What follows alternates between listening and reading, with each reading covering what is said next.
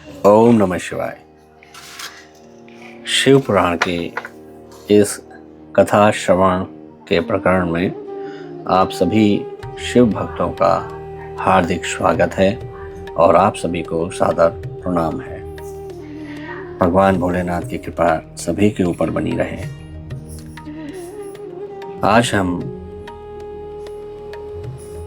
शिव पुराण के अंतर्गत वायवीय संहिता का पूर्व खंड वो आरंभ करने जा रहे हैं। इसके पहले हमने कैलाश संहिता का इति या पटाक्षेप किया था। कैलाश संहिता की कथा हमने श्रवण की थी और उसके पश्चात अब हम वायवीय संहिता में आए हैं। तो वायवीय संहिता में जो प्रथम अध्याय है यहाँ पे, उसमें प्रयाग में ऋषियों द्वारा सम्मानित सूत जी के द्वारा कथा का आरंभ, विद्या स्थानों एवं पुराणों का परिचय तथा वायु संहिता का प्रारंभ। व्यास उवाच नमः शिवाय सोमाय सगणाय ससूनवे प्रधान पुरुषेशाय सर्गस्थित्यंत हेतवे शक्तिर्प्रतिमायश्च हयैश्वर्यं चापि सर्वगं स्वामित्वं च विभुत्वं च स्वभावं सम्प्रक्षते तमजं विश्वकर्माणं शाश्वतं शिवमव्ययं महादेवं महात्मानं वज्जामि शरणं शिवम्। अब इसका हिंदी में जो अनुवाद है, भगवान भोलेनाथ की आराधना व्यास जी करते हुए कहते हैं, जो जगत की सृष्टि पालन और संहार के हेतु तथा प्रकृति और पुरुष के ईश्वर हैं, उन प्रमथगण पुत्रद्वय तथा उमा सहित भगवान शिव को नमस्कार है, जिनकी शक्ति की तुलना कहीं नहीं की जा सकती है, जिनका ऐश्वर्य सर्वत्र व्यापक है तथा स्वामित्र और विभुत्व जिनका स्वभाव कहा गया है, उन विश्वस्रष्टा सनातन अजन्मा अविनाशी महान देव मंगलमय परमात्मा शिव की मैं शरण लेता हूँ।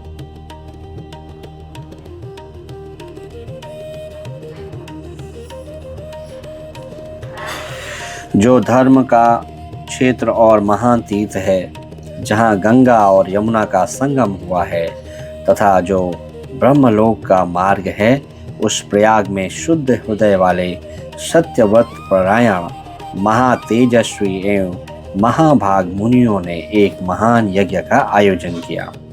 वहाँ क्लेश रहित कर्म करने वाले उन महात्माओं के यज्ञ का समाचार सुनकर निपुण कथावाचक, त्रिकाल वेत्ता, उत्तम नीति के ज्ञाता तथा कांतदर्शी विद्वान पौराणिक शिरोमणि सूत जी उस स्थान पर आए। सूत जी को आते देख मुनियों का मन प्रसन्नता से खिल उठा। उन्होंने उनसे सांत्वनापूर्ण मधुर बातें कहकर उनकी यथा योग्य पूजा की। मुनियों द्वारा की गई हुई उस पूजा को ग्रहण करते हुए सूत जी ने उनकी प्रेरणा से अपने लिए बताए गए उपयुक्त आसन को स्वीकार किया। उस समय महर्षियों ने अनुकूल वचनों द्वारा उनका सत्कार करते हुए उन्हें अत्यंत अभिमुख करके यह बात कही। ऋषि बोले, शिव भक्त शिरोमणि महाबुद्धिमान महाभाग रोमहर्षण जी, आप सर्वज्ञ हैं और हमारे महान सौभाग्य से यहाँ पधारे हैं। तीनों लोक में कोई ऐसी बात नहीं जो आपको विदित ना हो। आप भाग्यवश हमें दर्शन देने के लिए स्वयं यहाँ आ गए हैं, अतः अब हमारा कोई कल्याण किए बिना आपको यहाँ से व्यर्थ नहीं जाना चाहिए। इसलिए आप हमें शीघ्र वह पवित्र पुराण सुनाएं जो अत्यंत श्रवणीय, उत्तम कथा और ज्ञान से युक्त तथा वेदांत के सार सर्वस्व से संपन्न हो। वेदवादी मुनियों ने जब इस प्रकार प्रार्थना की तब सूत जी ने मधुर, न्याय युक्त एवं शुभ वचनों में उन्हें इस प्रकार उत्तर दिया। सूत जी ने कहा, महर्षियों, आपने मेरा सत्कार किया है और मुझ पर कृपा की है। ऐसी दशा में आपसे प्रेरित होकर मैं आपके समक्ष महर्षियों द्वारा सम्मानित पुराण का भली भांति प्रवचन क्यों नहीं करूँगा।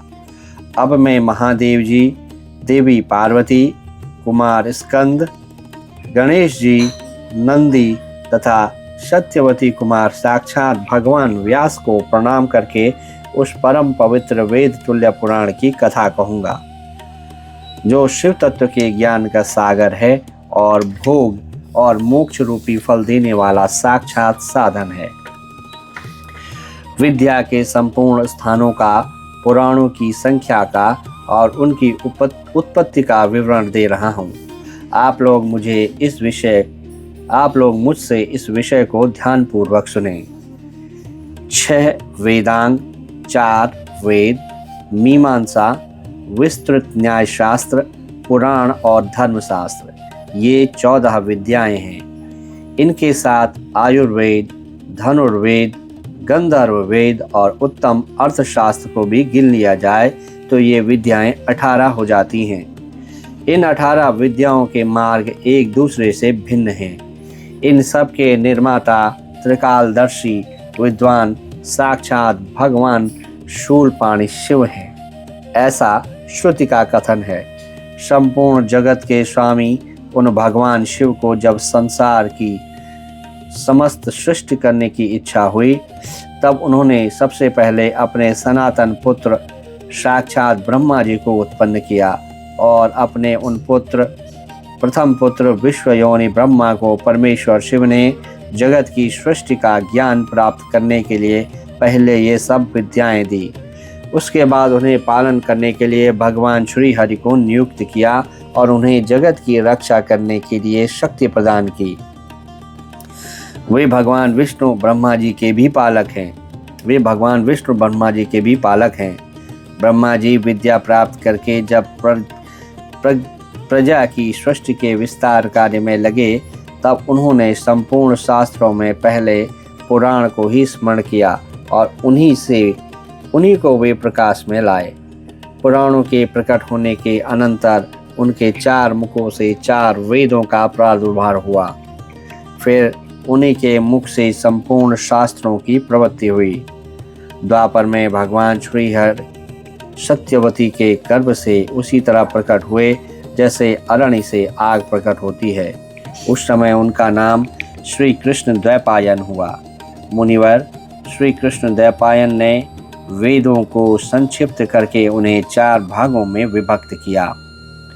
इस प्रकार 4 भागों में वेदों का व्यास या विस्तार करने से वे लोक में वेद व्यास के नाम से विख्यात हुए।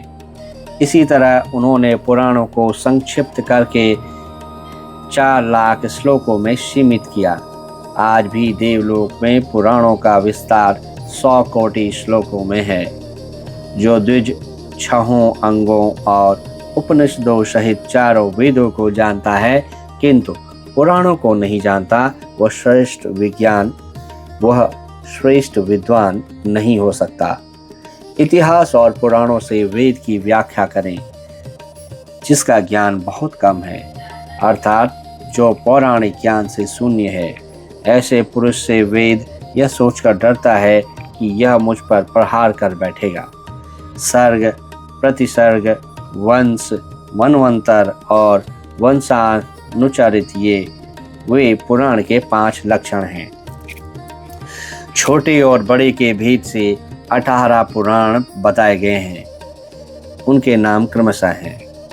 पहला है ब्रह्म पुराण, पद्म पुराण, विष्णु पुराण, शिव पुराण, भागवत पुराण, भविष्य पुराण, नारद पुराण, मार्कंडेय पुराण, अग्नि पुराण, ब्रह्मा वैवर्त पुराण, लिंग पुराण, वाराह पुराण, स्कंद पुराण, वामन पुराण, कूर्म पुराण, मत्स्य पुराण, गरुड़ पुराण और ब्रह्मांड पुराण। यह पुराणों का पवित्र क्रम है।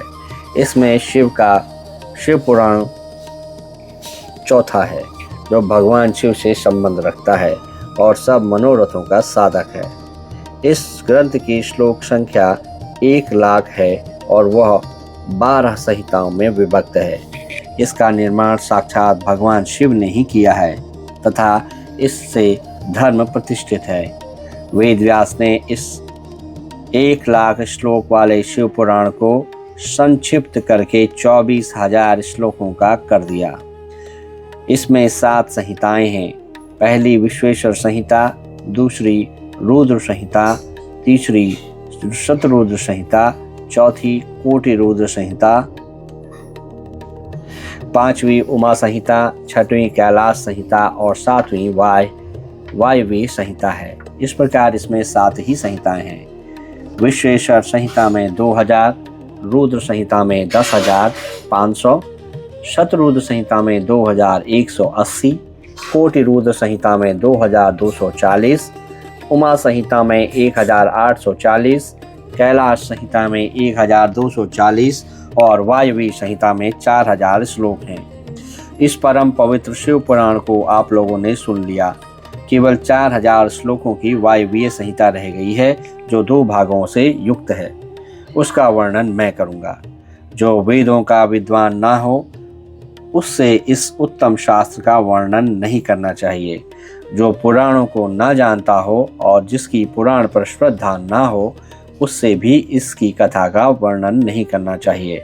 जो भगवान शिव का भक्त हो, शिवोक्त धर्म का पालन करता हो और दुष्ट दृष्टि से रहित हो, उससे जांच बूझे हुए धर्मात्मा शिष्य को ही इसका उपदेश देना चाहिए।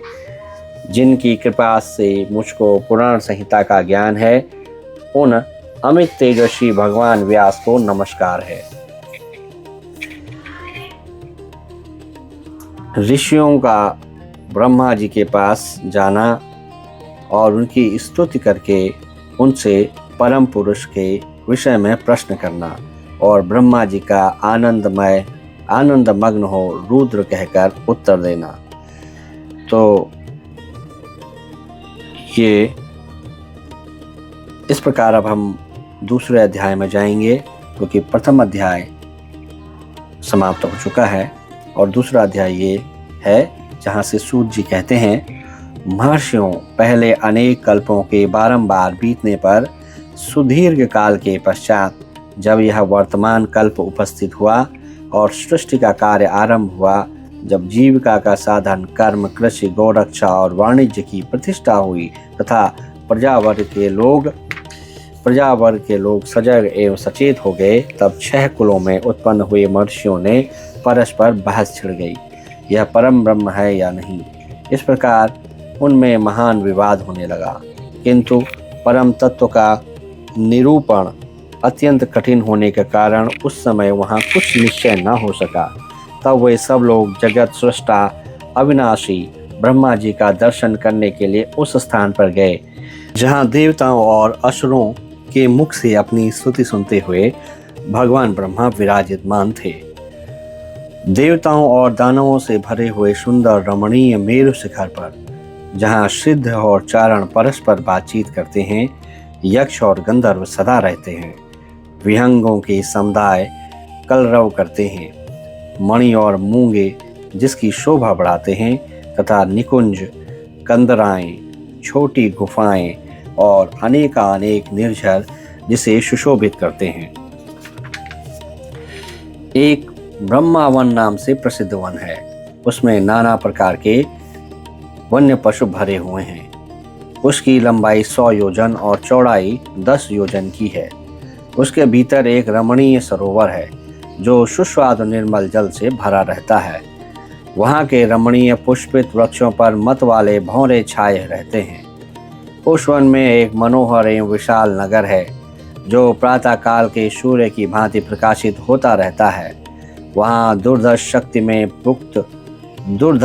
शक्ति से युक्त बलाभिमानी दैत्य, दानव तथा राक्षसों का निवास है। वह नगर तपाए हुए स्वर्ण का बना जान पड़ता है। उसकी 4 दीवारियां और सदर फाटक बहुत ऊंचे हैं। छोटे बुर्जों, ढालू छतों, आवास स्थानों तथा सैकड़ों गलियाओं से उस नगर की बड़ी शोभा है। विचित्र बहुमूल्य मणियों से आकाश को चूमता सा प्रतीत होता है तथा कई करोड़ विशाल भवनों से अलंकृत है। उस नगर में प्रजापति ब्रह्मा अपने सभासदों के साथ निवास करते हैं। वहां जाकर उन मुनियों ने साक्षात लोक पितामह ब्रह्मा जी को देखा। देवर्षियों के समुदाय उनकी सेवा में बैठे हुए थे। उनकी अंग कांति शुद्ध स्वर्ण के समान थी। वे सब आभूषणों से विभूषित थे। उनका मुख प्रसन्न था, उससे सौम्य भाव प्रकट होता था। उनके नेत्र कमल दल के समान विशाल थे। दिव्य कांति से संपन्न, दिव्य गंध एवं अनुलेपन से बहुत चर्चित, दिव्य श्वेत वस्त्रों सुशोभित तथा दिव्य मालाओं से विभूषित ब्रह्मा जी के चरणार बिंदुओं की वंदना सुरेंद्र, असुरेंद्र तथा योगींद्र भी करते थे। जैसे प्रभा दिवाकर की सेवा करती है, उसी प्रकार समस्त शुभ लक्षणों से युक्त साक्षात सरस्वती देवी हाथ में चंवर ले उनकी सेवा कर रही थी। इससे उनकी बड़ी शोभा हो रही थी। ब्रह्मा जी का दर्शन करके उन सभी महर्षियों के मुख और नेत्र खिल उठे। उन्होंने मस्तक पर अंजलि बांधकर उन सुरश्रेष्ठ की स्तुति की। ऋषि बोले, संसार की सृष्टि पालन और श्रृंगार हेतु 3 रूप धारण करने वाले आप पुराण पुरुष परमात्मा ब्रह्मा को नमस्कार है। प्रकृति जिनका शरीर है, जो प्रकृति में क्षोभ उत्पन्न करने वाले हैं तथा प्रकृति रूप में 23 विकारों से युक्त होने पर भी वास्तव में निर्विकार हैं, उन ब्रह्मदेव को नमस्कार है। ब्रह्मांड जिनकी देह है, तो भी जो ब्रह्मांड के उदर में निवास करते हैं और तथा वहां रहकर जिनके कार्य और कारण सम्यक रूप से सिद्ध होते हैं, उन ब्रह्मा जी को नमस्कार है। जो सर्वलोक स्वरूप तथा समस्त लोकों के स्रष्टा हैं, जो संपूर्ण जीवों का शरीर से संयोग और वियोग कराने में हेतु हैं, उन ब्रह्मा जी को नमस्कार है। नाथ पितामह, आपसे ही संपूर्ण जगत की सृष्टि पालन और संहार होते हैं, तथापि माया से आवृत होने के कारण हम आपको नहीं जानते। सूत जी कहते हैं, उन महाभाग महर्षियों के इस प्रकार स्तुति करने पर ब्रह्मा जी उन मुनियों को आह्लाद प्रदान करते हुए गंभीर वाणी में इस प्रकार बोले। ब्रह्मा जी ने कहा, महान सत्वगुण से संपन्न महाभाग महातेजस्वी महर्षियों, तुम सब लोग एक साथ यहाँ किस लिए आए हो? ब्रह्मा जी ने के इस प्रकार पूछने पर ब्रह्मवेत्ताओं में श्रेष्ठ उन सभी मुनियों ने हाथ जोड़ विनय भरी वाणी में कहा। मुनि बोले, भगवान, हम लोग अज्ञान के महान अंधकार से आवृत हो खिन्न हो रहे हैं। परस्पर विवाद करते हुए हमें परम तत्व का साक्षात्कार नहीं हो रहा। आप संपूर्ण जगत के भरण पोषण करने वाले तथा समस्त कारणों के भी कारण हैं। नाथ, यहाँ कोई ऐसी वस्तु नहीं है जो आपको विदित ना हो। कौन ऐसा पुरुष है जो संपूर्ण जीवों से पुरातन, अंतर्यामी, उत्कृष्ट, विशुद्ध, परिपूर्ण एवं सनातन परमेश्वर है? कौन अपने अद्भुत क्रियाकलाप द्वारा सबसे प्रथम संसार की सृष्टि करता है? महाप्राज्ञ, हमारे इस संदेह का निवारण करने के लिए आप हमें परमार्थ तत्व का उपदेश दें। मुनियों के इस प्रकार पूछने पर ब्रह्मा जी के नेत्र आश्चर्य से खिल उठे। वे देवताओं, दानवों और मुनियों के निकट खड़े हो गए और चिरकाल तक ध्यानमग्न हो रुद्र कहते हुए आनंद विभोर हो गए। उनका सारा शरीर पुलकित हो उठा और वे हाथ जोड़कर बोले। तो इस प्रकार ये वायवी संहिता का दूसरा अध्याय यहाँ पे समाप्त हुआ। आज का जो कथा श्रवण है उसको यहीं पर समाप्त करते हैं। कल आगे के अध्यायों की कथा हम श्रवण करेंगे। भगवान भोलेनाथ का आशीर्वाद आप सभी के ऊपर बना रहे। भगवान भोलेनाथ शिव भक्ति आपको प्रदान करें, आप और आपके कुटुंबीजन सुख पूर्वक रहें, यही मैं कामना करता हूँ। और आप सभी सुनने वाले जो भी लोग हैं, आपसे हमेशा की तरह निवेदन है, आप उन्हें शिव पुराण की इस कथा को जरूर श्रवण करने को कहें या आप कराएं, जो स्वाध्याय नहीं कर सकते, स्वयं में सक्षम नहीं हैं। इस प्रकार आप उनको कथा श्रवण करने के लिए कहेंगे तो उसका जो पुण्य फल है वो आपको मिलेगा। इसी के साथ आज की कथा श्रवण को यहाँ पे समाप्त करते हैं। हर हर महादेव। ओम नमः शिवाय। जय श्री केदार।